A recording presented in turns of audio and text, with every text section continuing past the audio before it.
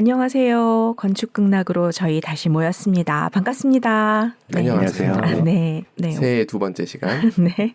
오늘은 어디로 가볼지 궁금합니다. 네, 저희 지난번에 한번 그 건축 그림 관련해서 한 꼭지를 말씀드린 게 있는데 그 중에 그 화성성역 의궤라고 잠깐 한번 말씀드린 적이 있었거든요. 그래서 그거를 이제 좀 더 연장선에서 그 화성성역 의궤만 가지고 조금 말씀드릴 내용이 두 꼭지 정도 있거든요. 그래서 그거를 좀 되게 짧은 내용인데 네. 말씀드리겠습니다. 재밌겠다. 네. 제목은 화성성역의 도설이라고 제가 지었고요. 그 의궤는 지난번 말씀드린 대로 이제 주요 행사 잔치 있는 것들을 정리한 기록, 보통 의궤라고 표현하고 네. 최초의 의궤는 정도전이 경복궁을 조성할 때 만든 경복궁 조성 의궤라고 기록에 남아 있고요.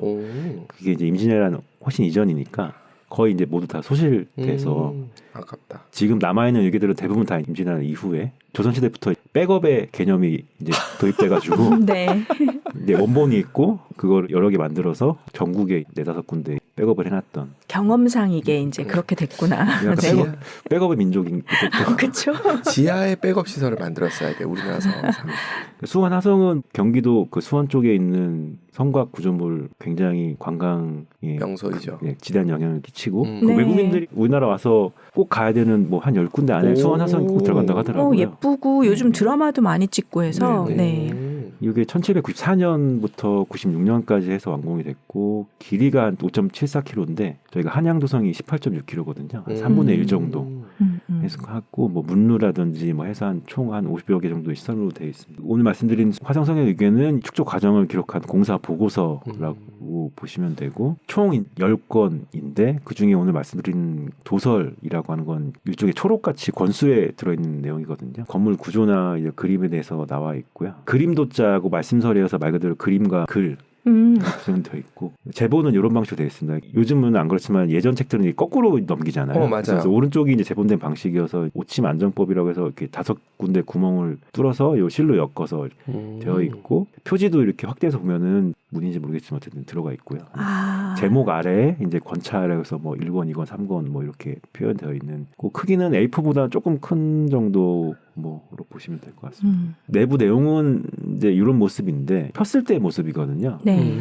그림이 이제 반쪽씩 들어가 있죠. 그래서 폈을 때는 이제 그림 하나가 나오는 그 형태이고 그림 왼쪽에 이제 글이 있어서 예를 들어서 뭐 성곽은 몇 단이고 그러니까 그때는 자와 치의 개념을 썼으니까 몇 자 떨어지면 뭐가 있고 옹성은 몇 자의 높이이고 뭐 이런 것들을 요즘 저희 도면과 시방서 얘기를 많이 하는데 그러니까 일종의 건축 도면과 시방서 이렇게 이해하시면 될 것 같습니다. 두 번째 페이지는 이런 모습. 요 밑에 보면 이렇게 단면도 비슷한 재밌는 그림이 있죠. 그래서 그것도 뒤에 좀 말씀드릴 건데 도설 구성 보면은 수원 화성의 전체 그림부터 성곽 다음 뭐 이런 부속 건물들, 그러니까 큰 그림부터 이제 작은 부속 건물이나 부속 기구 기록이 되어 있고요. 화성 핵물을 포함한 이 화성 성곽 전체에서 가장 큰 이제 규모의 구조물, 그러니까 장안문, 팔단문부터 시작해서 이렇게 반시계 방향으로 이렇게 설명이 되어 있고. 두 가지 정도 제가 말씀드릴 건데 이 그림의 특징에 대해서 첫 번째는 성곽이다 보니까 이제 성곽 외와 성곽 내가 있는 거잖아요. 네, 이 안팎. 안팎이 있는 건데 이걸 어떻게 표현했는지랑 두 번째는 아까 뭐 보여드린 약간 단면도 같은 느낌의 그림이 있다고 말씀드렸는데 이걸 이제 여기서 이도라고 표현하거든요. 이도의 이자가 우리가 보통 관용적으로 이면을 바라본다 뭐 이런 할 때 그 이면 발음의 이자고 거든요. 그래서 내부를 뜻하는 이자. 그래서 첫 번째로 이제 전후 관계를 표현하는 건데 이제 깊이감을 만드는 수단으로 해서 저희가 이게 왼쪽이 이제 장안문 외도고 오른쪽이 장안문 내도거든요. 그러니까 외도는 이제 성곽 밖에서 본 그림이고 내도는 성곽 안쪽에서 본 그림인데 외도에서 볼 때 이렇게 앞에 반원처럼 보이는 게 이제 저게 옹성이고 저희가 보통 뭐 철옹성 이런 거 얘기할 때 요새 저기 한남동에 있는 철옹성 같은 거 옹성 얘기하는 거고요. 네. 이 그림을 좀 분석을 해보면은 저희가 보통 투시도 이런 거 많이 그릴 때 보면 오른쪽 아래에 있는 그림은 소실점을 바탕으로 그려보면 이렇게 보이는데 사실 장안문도를 분석해보면 소실점이 있는 그림은 아니거든요. 지난번에 말씀드렸던 여러 가지 건축 그림 중에 부가만 그림하고 사선으로 본 그림을 섞어서 만들어서 이제 그림이고 요걸 다 이렇게 부분별로 뜯어보면은 이게 다 시점이 다릅니다. 그래서 왼쪽 맨 아래에 보면서 이 사선을 이렇게 쭉 다 이어보면은 이 가운데 수직선을 기준으로 제각계 선들이 모여 있거든요. 장안문 외도나 내를 보면 이게 투시도도 아닌 것이 조감도도 아닌 것이 뭐 이런 애매한 느낌의 그림을 보이는데 이거를 XYZ 축구의 직교 좌표 체계로 이제 분석을 해보면은 오른쪽에 이제 저희가 캐드로 각도별로 쭉 나열해 본 거거든요. 네. 그럼 이게 약간 XY 270도에 Z축이 한 30도 아. 정도 되는 애매한 그림에서 이어지는 느낌이 좀 있고요. 저걸 또 분석을 하신 분들도 대단하다. 사실 이거 제가 석사 논문 아, 뭐 대단하십니다. 그때 있던 걸 다 오늘 푸시는군요. 15년 만에 열어보고 아, 그때 정말 열심히 살았구나 하면서 네. 네. 아까 전후관계라고 말씀드렸는데 성곽을 기준으로 봤을 때 A부터 E까지 이렇게 쭉쭉쭉 나열되는데 당연히 이제 가장 먼저 A가 있는 거고 그부터 D, E까지 실제 인면도와 장안문 외도, 내도의 성역 의계를 분석해보면 이런 깊이감이 이제 좀 드러나는 걸 이해할 수 있고요. 그때 이미 어느 정도의 그 전후 관계를 표현하려고 부관법과 사선법을 활용해서 했다는 걸 좀 저희가 보여드리고자 했고요. 그래서 이거를 직교좌표 체계로 좀 이해하기는 어렵고 이게 결국은 이제 내가 바라보는 그 시점하고 대상물과의 각도의 문제 어느 각도에서 보느냐 그러니까 사실 결국 중요한 그 그림의 영역인 것 같더라고요. 그때 석사 논문에서 결론 내렸던 거는 투시도는 이게 줌하고 디스턴스 비례 축약으로 깊이를 만드는 건데 장안문 내도와 이 내도에 보이는 이 화성 성역의 여러 그림들은 그러니까 극좌표 개념 그러니까 Z축이 시점이 다양해지면서 전후 관계나 그림의 각도를 표현하는 그림이다. 이렇게 제 나름대로 결론을 내리고 그랬던 기억이 좀 납니다. 공간 감각을 굉장히 좋아하시는 스타일이신가 봐요. 아직 게임을 좋아해서 그런 거. 네. 왼쪽 오른쪽 투시도 이렇게 해놓으시니까 좀 더 이해가 되는 것 같아요.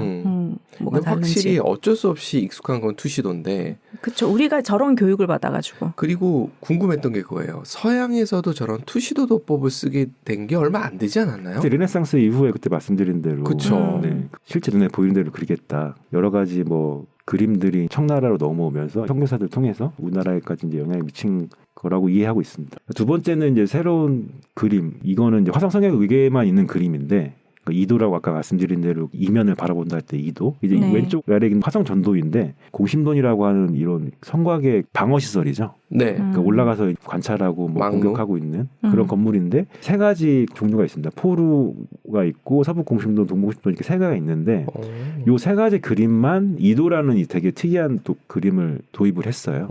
보면 약간 단면 투시도 같기도 하고 인면을 제거해서 이제 엑소메트릭 같은 느낌도 한데 그 안이 어떻게 생겼는지 알게 그리느라고. 네. 네. 그래서 요 세 개를 제가 또 이제 물리적으로 요거를 그려가지고 이렇게 분석을 해보면은 그 위쪽은 그 화성성역에 있는 그림이고 아래쪽은 그 화성성역에 있는 치수를 실제로 넣어서 그려보면은 요 정도의 비례거든요. 굉장히 좀 수직적으로 많이 이제 뻥튀기가 되어 있는 그 느낌이고. 아, 그러네. 각도가 이제 한 35도에서 뭐 40도 왔다 갔다 하는 정도에 되어 있고 이제 앞에 껍데기를 이렇게 일부 덜어내고 내부 이제 공간을 보여주는 그런 모습의 그림인데 그 중에서 가장 특이한 게 이 가운데 있는 동북공심돈이라고 말 그대로 이제 원형의 구조물.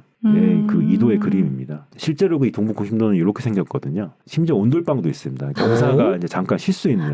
문 열고 들어가서 이제 교대하면은 온돌방에 쉬고 있다가 야 네 차례야 그러면 이제 뭐 가서 깨워주면 이제 올라가서 이제 거기서 복지다 복지. 보초를 쓰고 하는 건물인데 공심돈이라는 게 말 그대로 내부가 이제 비어 있는 구조물이라는 뜻인 거거든요. 이중으로 더블 스킨으로 이렇게 비어 있는 구조물인데 단면으로 보시면 굉장히 벽두기가 두껍고 맨 위에 이제 저런 망루 같은 게 있어서 관찰하는 건데 특이한 점은 요 계단이 일방향이 아니라 90도로 꺾여 있는 계단이에요. 이렇게 중층 평면을 보시면은 올라가서 이제 90도로 꺾어서 올라가거든요. 네. 근데 동북공심도 2도에는 요게 이제 그냥 도름 계단처럼 표현되어 있는 그런 특이점이 있습니다. 그래서 보면 요게 계단이 가운데 보면 이렇게 90도로 꺾여 있는데 맞아요. 동북공심도 2도에는 얘가 이제 약간 스파이럴처럼 모양으로 되어 있는 네. 모습이고 맨 아래에 이 온돌방도 표현되어 있긴 합니다. 지금 보면은. 그러네요.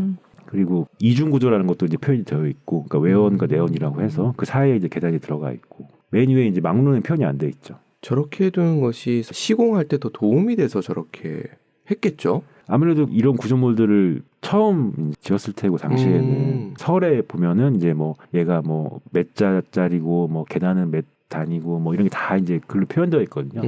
벽돌을 몇 단을 쌓아야 되고 이런 것들 이제 글로만 보면 이제 이해가 안 되니까 그걸 이제 설명하려고 이제 그림을 그린 거긴 하죠. 그때 말씀드렸는데 도화서 화원이라고 하는 공공의 그림 그리는 분들이 그러면 그림을 그리고 설명을 쓴 게 아니라 설명을 쓰고 그림을 그렸다고 이해하는 게 좀 더 맞을 것 같은 느낌이 드네요. 뭘 먼저 했냐는 사실은 약간 애매는 하겠지만 애매하긴 한데 이제 동시에 했을 거라고 생각이 드는데 네. 그래서 실제로는 이렇게 생겼거든요. 되게 좀 오. 특이하게 생기긴 했죠. 동그랗진 않네요. 약간 타원, 네. 네. 타원의 모습이고 중간중간에 총알이 있어서 방어하는 그런 구조물이고요. 저기 공심의 용도는 뭐예요? 가운데 비어지는. 가운데 비어진 건 계단이 있고 거기서 이제 중간중간에 이제 구멍이 뚫려 있으니까 총이나 화살을 보면서 이제 저기 쏠수 망루 아래 있는. 중간에 빈 공간.